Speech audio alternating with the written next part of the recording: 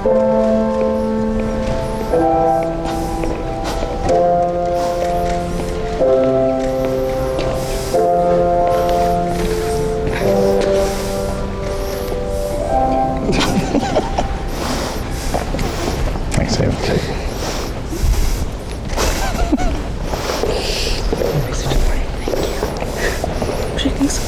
the name of the Father, and the Son, and the Holy Spirit.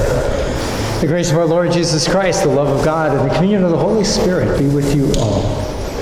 And with your We spirit. have come rejoicing into the house of the Lord for this celebration, dear brothers and sisters, and we now stand with Becky and Matt on the day they intend. This is a moment of unique importance, so let us support them with our affection, with our friendship, and with our prayers as their brothers and sisters. Let us listen attentively with them to the word that God speaks to us today, and then with Holy Church, let us pray to God the Father through Christ our Lord for this couple, his servants, that he lovingly accept them and bless them and make them always one. Let us pray.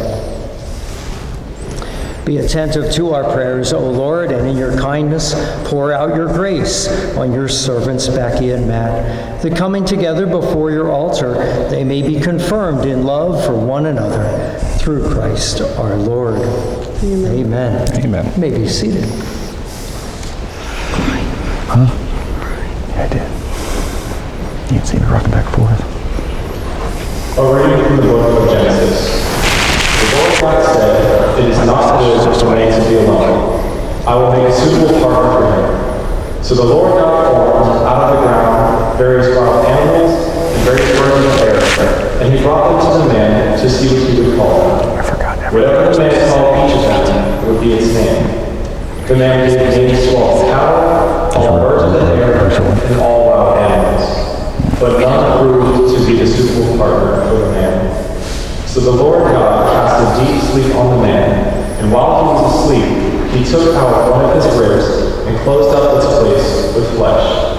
The Lord God then built up into a woman the rib that he had taken from the man. When he brought her to the man said, "This one at last is bone of my bones and flesh of my flesh. This one shall be called woman, for out of her man this one has been taken." That is why a man leaves his father and mother and clings to his wife, and the two of them become one body. The word of the Lord. I was reading your book last night. It was nice.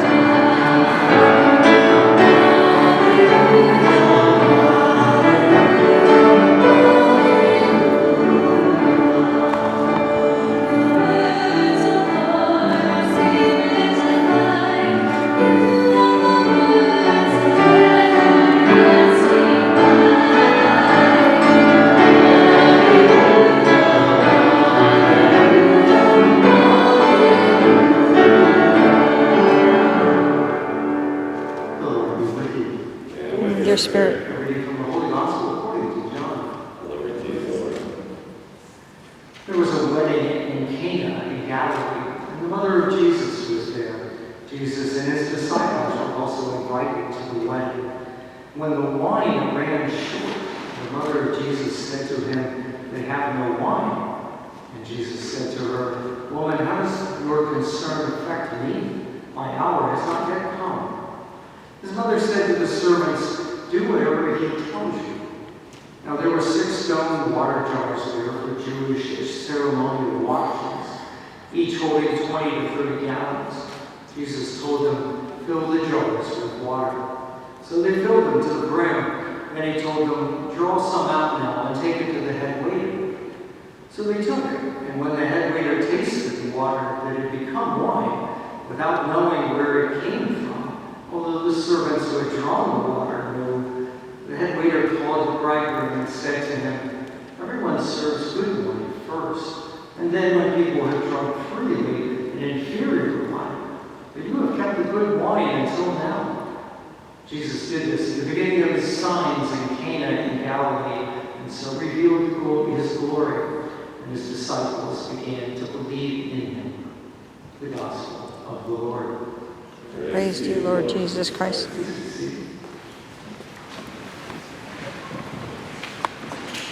That is kind of a fun story. Jesus changes a whole lot of water into a whole lot of wine, saves a social embarrassment. It's kind of a fun story, but I think there is a terrific lesson in that story for Matt, maybe for all of us. Yeah, to get to that lesson, you have to look at it from the point of view of the servants. So you got to picture this. Jesus asked them to fill these 6 stone jars with water. That's not a simple thing. This is 1st century Galilee. This isn't take the jars to the kitchen and turn the spigot on.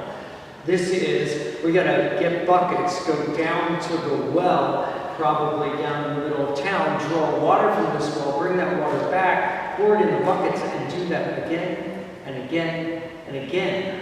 Somewhere between 120 and 180 gallons of wine.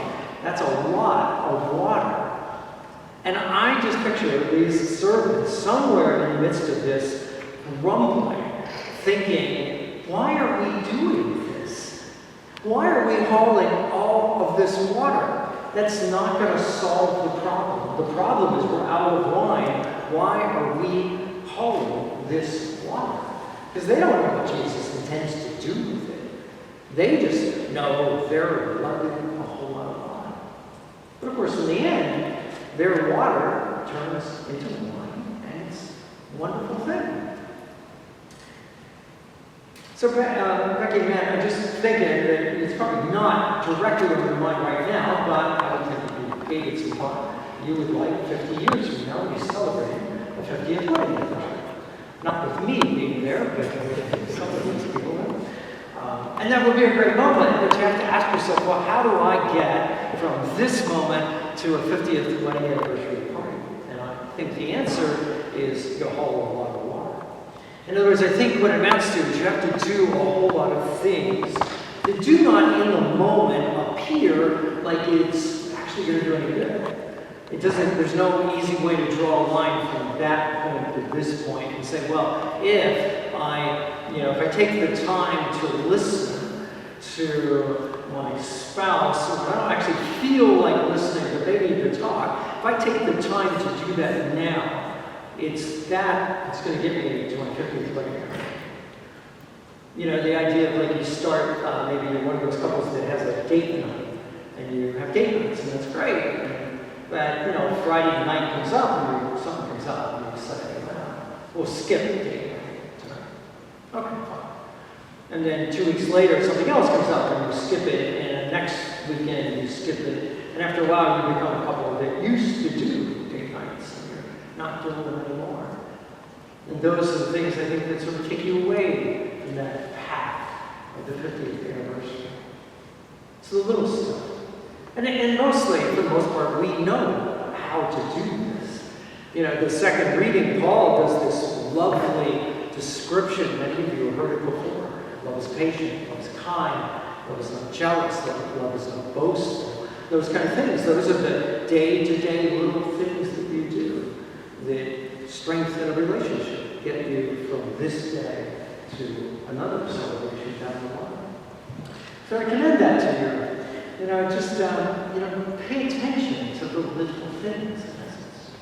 But if I could offer you one other bit about this story, I think it's important to notice that the servants, they brought all that water, they did all that work, but they did not do the miracle. That was Jesus. Jesus does the miracle. Jesus is what takes our work and makes it better. And so I would commend you to that, and to all of us.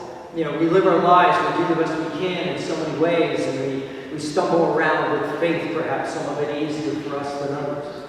But don't forget this. Hopefully there will come this moment for all of us when we basically let Jesus change the water into wine in our lives. Takes the work that we do, the good that we do, and make that into something amazing. And certainly be true of a marriage. Jesus can take the love of two people and turn it into something amazing. Hopefully, let him do that for you.